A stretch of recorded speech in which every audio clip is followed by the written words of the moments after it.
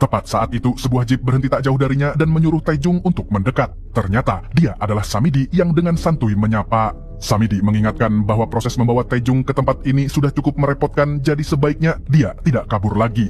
Dia bahkan berniat akan mengantar Taejung kembali ke biliknya. Namun Taejung malah berjalan pergi dan Samidi pun langsung mengikuti.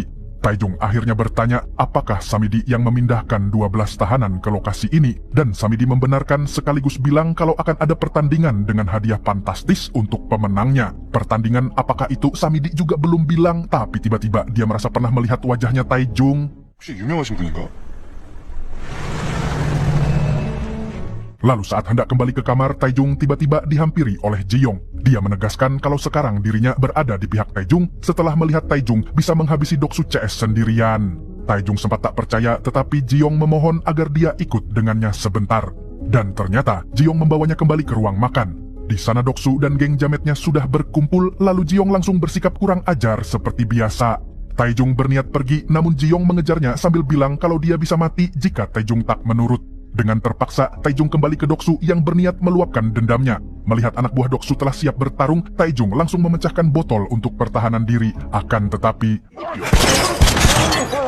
alhasil baku pukul tidak jadi pecah di sana, lalu Doksu mengancam akan menggorok leher Taejung di kesempatan lain. Keesokan harinya, para napi dibangunkan bukan oleh azan subuh, melainkan oleh suara terompet yang menggelegar. Para tahanan pun terpaksa bangun dan keluar dari bilik memakai seragam dengan nomor masing-masing. Semua lalu diarahkan menuju area terbuka di dalam pabrik. Di sana terlihat banyak penjaga bersenjata di setiap sudut, sementara drone berterbangan di sekitar. Di sisi lain, Samidi berdiri di puncak menara dan berbicara menggunakan pengeras suara. Dia menyambut mereka sambil bertepuk tangan seperti host acara Super Deal 2 miliar. Saat ada yang bertanya, Samidi kemudian menjelaskan bahwa tempat itu adalah arena balap mobil. Ke-12 napi harus ikut balapan menggunakan mobil yang sudah tersedia di garasi sesuai nomor seragam. Mereka juga diperbolehkan berkonsultasi langsung dengannya satu kali. Selain itu, tidak ada aturan lain.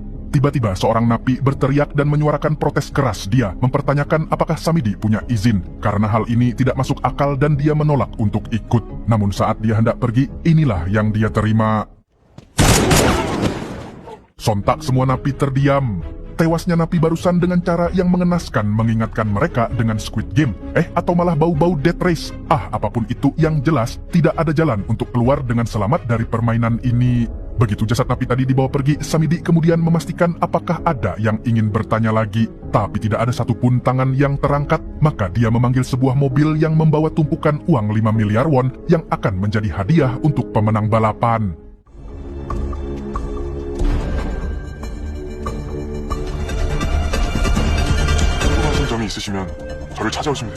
Beberapa saat kemudian, dua mobil mewah terlihat memasuki area pabrik. Mereka adalah dua jamet beban keluarga, yaitu Panjul si anak DPR dan temannya yang anak konglomerat. Selama 5 tahun terakhir, keduanya sering membuat masalah dan Samidilah yang menyediakan kambing hitam untuk menutupi tindakan mereka, alias modus tukar kepala.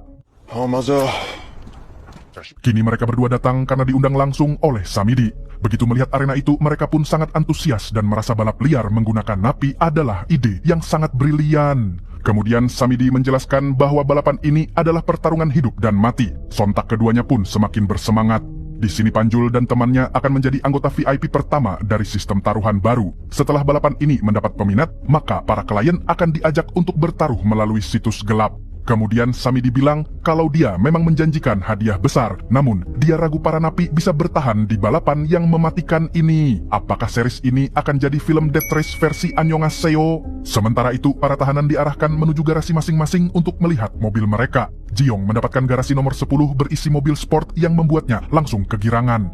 Tetapi tidak semua orang seberuntung itu. Ada juga yang mendapat mobil mini, sedangkan mobil Taejung sendiri tipe standar dan dia pun segera memeriksanya. Gang Jae dan kelompoknya langsung memodifikasi mobil mereka seperti mekanik profesional. Sementara Doksu memperhatikan dari jauh penasaran mobil apa yang didapat Taejung. Setelah itu, semua tahanan melanjutkan sarapan. Ji-yong memilih makan bersama Taejung dan mengaku kalau misinya adalah menjadi mata-mata untuk Doksu. Tapi Ji-yong memanfaatkan misi itu untuk mengajak Taejung bekerja sama dan membagi hadiah jika dia menang. Dia merasa kalau Taejung adalah pasangan yang pas untuknya. Sementara itu, Gang Jae menjadi napi pertama yang berkonsultasi dengan Samidi. Di sini, dia mengutarakan niatnya untuk menjalin kerjasama jangka panjang. Samidi pun tertawa mendengarnya, tapi Gang Jae yakin kalau mereka akan cocok jika saling membantu. 알았어요.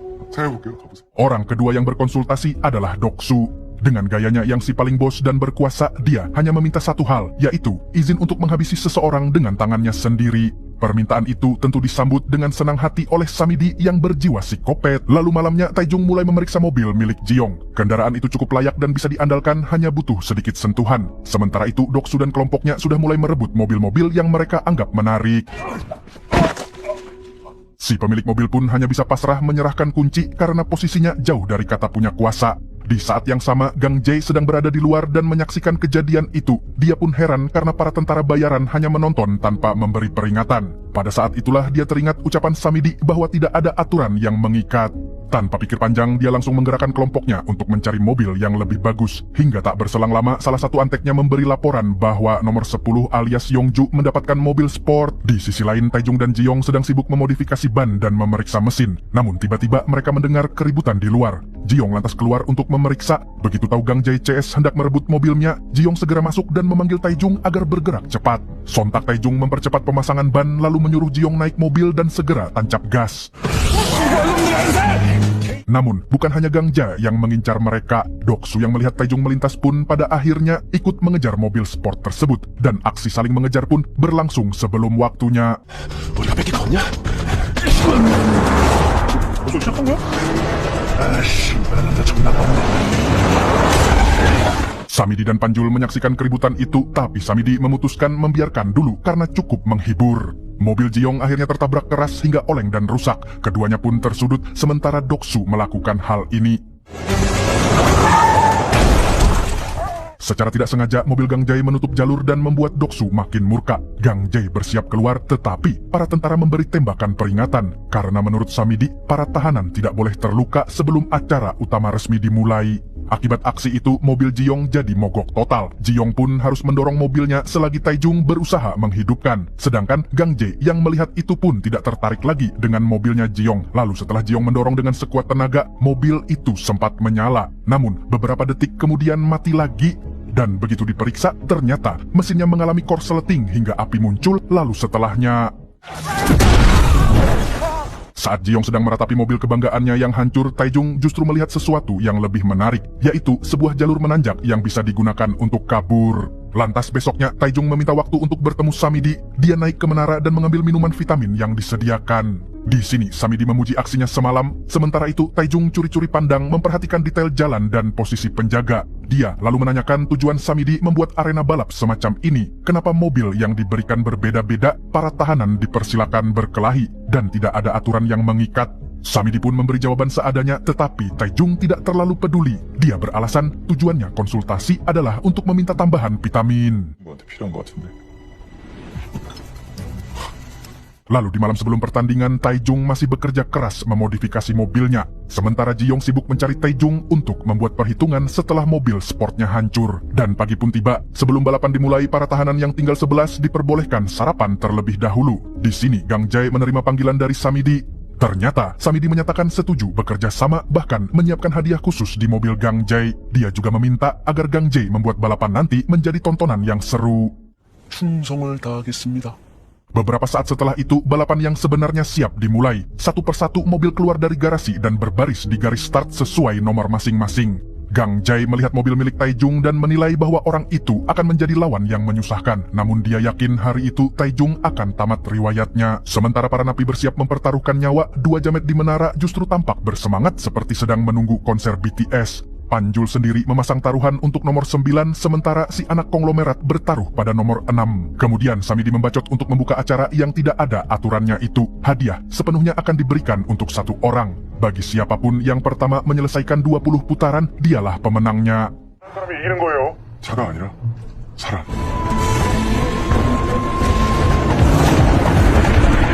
Mereka saling dorong sejak detik pertama, namun ada keanehan. Mobil nomor 11 langsung keluar jalur dan menuju arah yang tidak masuk akal. Samidi yang melihat itu pun langsung memerintahkan anak buahnya untuk mengikuti menggunakan drone. Di sisi lain, mobil nomor 2 mengaktifkan turbo dan berhasil memimpin. Tapi naasnya, mesinnya tidak kuat hingga akhirnya...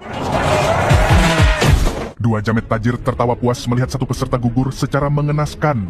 Menurutnya, ini adalah tontonan terbaik yang pernah dia lihat selain video-video channel Nobar. Tapi Samidi masih sibuk mengingat-ingat siapa Taejung sebenarnya. Hingga saat dia mengingat perkataan Taejung tentang vitamin untuk tanaman, disitulah dia baru sadar bahwa Taejung adalah kurir yang dulu dia jadikan sebagai kambing hitam untuk menutupi kasusnya si Panjul. Dan dia tidak menyangka kalau orang itu masih hidup. Samidi lantas segera berbicara lewat radio menghubungi Gang Jae untuk mengejar nomor 9. Yang padahal tanpa disuruh pun, Gang Jae memang sudah mengincarnya.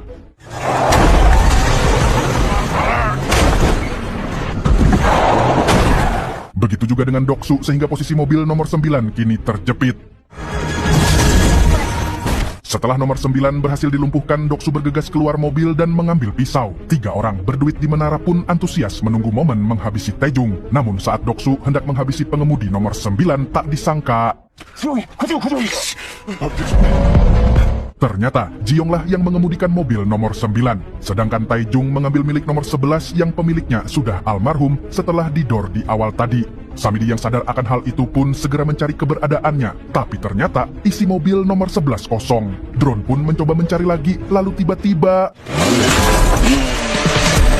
sebuah motor trail tiba-tiba muncul dari tumpukan mobil bekas. Ternyata dia adalah Taejung yang langsung melaju kencang menggunakan motor. Melihat Taejung naik motor, Doksu seketika murka dan nekat berlari untuk adu banteng dengannya. Namun, Taejung memilih jalan lain. Lantas Doksu dan Gang Jae bergegas mengejarnya menggunakan mobil. Kemudian, Samidi memerintahkan Gang Jae untuk memakai hadiahnya yang ternyata adalah pistol. Kini pengejaran berlangsung semakin brutal. Samidi memberikan petunjuk arah kepada Gang Jae selagi Taejung berhenti di satu titik dan mengikat tabung gas di belakang motornya. Setelah itu, dia kembali melaju. Namun, Gang Jae menemukannya lalu menghancurkan kaca mobilnya sendiri agar bisa lebih leluasa menembak. Panjul terlihat sangat menikmati adegan baku tembak itu karena sangat beradrenalin seperti menonton video nobar.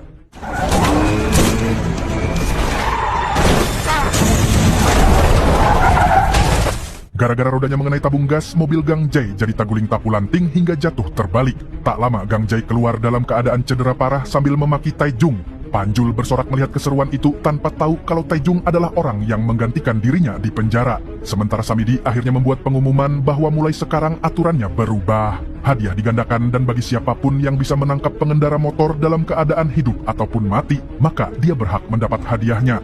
Hal tersebut sontak membuat mobil-mobil langsung berputar arah dengan target utamanya adalah si Taejung.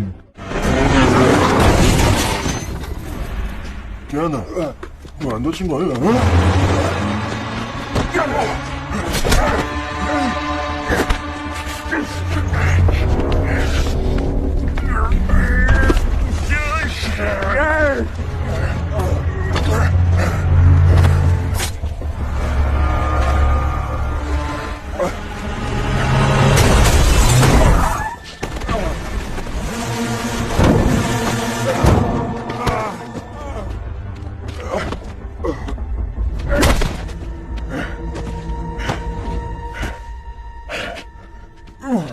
Samidi yang kesal pun langsung membalik meja, mengambil senapan, dan memerintahkan agar para tamu diamankan. Namun Panjul masih sempat mengambil pistol yang terjatuh di bawah meja. Selagi Samidi membidik, anak buah Doksu terus menyerang Taejung. Hal itu membuat Samidi merasa dihalangi sehingga melakukan ini.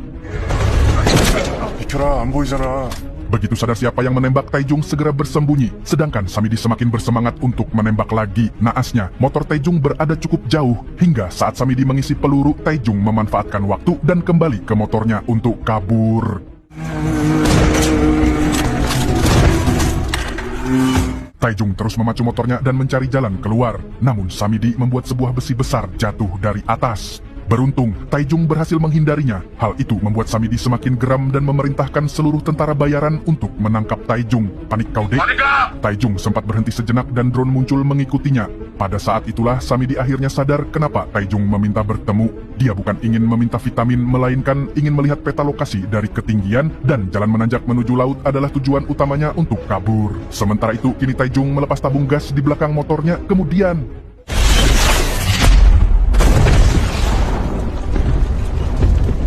tentu Samidi tidak menyangka dengan rencana peledakan itu. Di saat yang bersamaan, Taejung terus memacu motornya menuju jalur menanjak, selagi Samidi terus membidik. Di momen inilah kita tahu bahwa Samidi telah mengubah orang baik menjadi sesosok monster yang tak terkalahkan.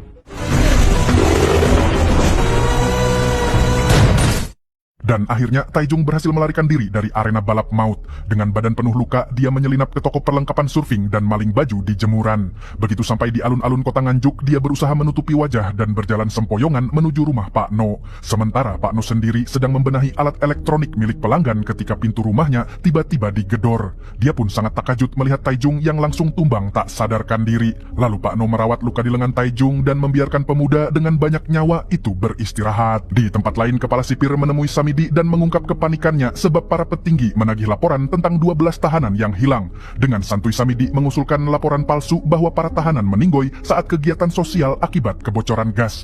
Kepala penjara setuju-setuju saja, kemudian dia bertanya tentang tahanan nomor 2802 alias Park Taijung. Seketika Samidi tertawa psikopat karena tak menyangka orang itu bisa melarikan diri dan menghancurkan arena permainannya. Di sini kepala penjara ingin membuat pencarian terbuka, tetapi Samidi melarang. Sebab menurut Samidi, kaburnya napi bisa membuat reputasi tim keamanannya jadi buruk.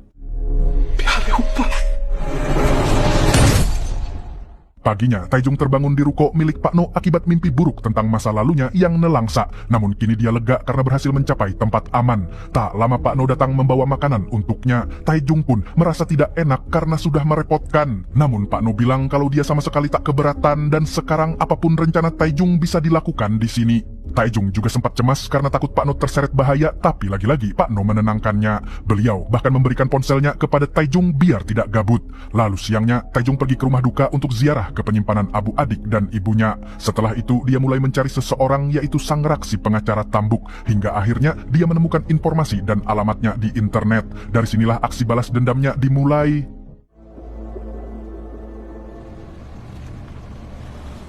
Sang rak baru sampai kantornya saat Taijung mulai membuntuti. Karena merasa ada yang mengikuti, sang rak langsung mempercepat langkah dan menghubungi seseorang untuk meminta bantuan. Begitu sampai di depan kantornya, dia pun merasa aman. Tapi tak disangka, Taijung muncul di belakangnya, lalu inilah yang terjadi berikutnya.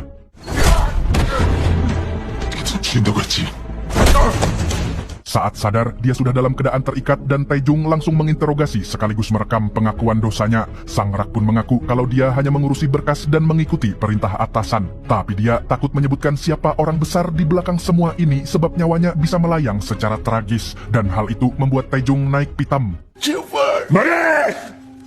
Taijung kemudian menggeledah kantor tersebut dan mencari apapun yang bisa menjadi petunjuk. Dari tas kerjanya sang rak, Taijung menemukan berkas tentang seorang wanita bernama So Hyun Jung lengkap dengan fotonya. Lantas untuk membuat sang rak berkata jujur, Taijung pun kembali menyiksanya. Dari sinilah terungkap bahwa wanita itu akan menjadi korban berikutnya, yaitu orang yang disetting sebagai kambing hitam atas kasus yang dilakukan oleh orang berduit. Sang rak lalu menjelaskan semua alurnya, mulai dari memilih target, mengikutinya seharian, sampai mengambil sampahnya untuk memanipulasi bukti. Semakin lengkap barang buktinya, semakin sulit si korban lolos dari manipulasi. Tapi di tengah penjelasan itu, tiba-tiba akibat serangan mendadak itu, Taijung menjadi terpojok. Saat itulah Taijung melihat wajah penyerangnya, yaitu Baenara, dokter yang pernah menyuntikan vaksin di penjara. Pergelutan berlanjut sampai akhirnya Baenara tumbang. Namun sesaat kemudian, sang rak mencoba menyerang.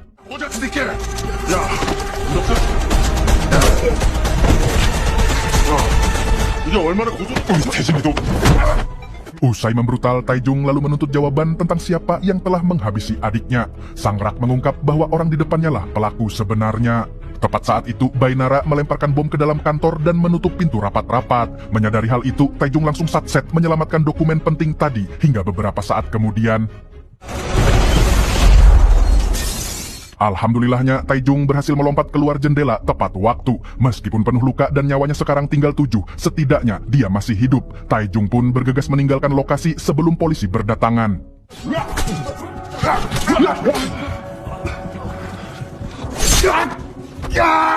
Di tempat lain, Samidi ternyata bukan hanya kaya dan berpengaruh, tapi juga mahir mengayunkan katana. Dia bahkan melampiaskan kekesalannya kepada salah satu lawan saat berlatih. Kemudian, kepala pelayan yang kita panggil saja Siti memberikan ponselnya karena ada yang menelepon. Samidi menerima laporan bahwa Baenara gagal menangkap Taijung. Sontak dia murka dan memutuskan akan membuang tangan kanannya itu sendiri. Singkat cerita, Samidi akhirnya menemukan Baenara yang berjalan tertatih-tatih di sebuah gang sepi. Begitu melihat bosnya, Baenara sadar bahwa dia tidak akan bisa pergi hidup-hidup, sehingga dia memilih melawan. Cepat!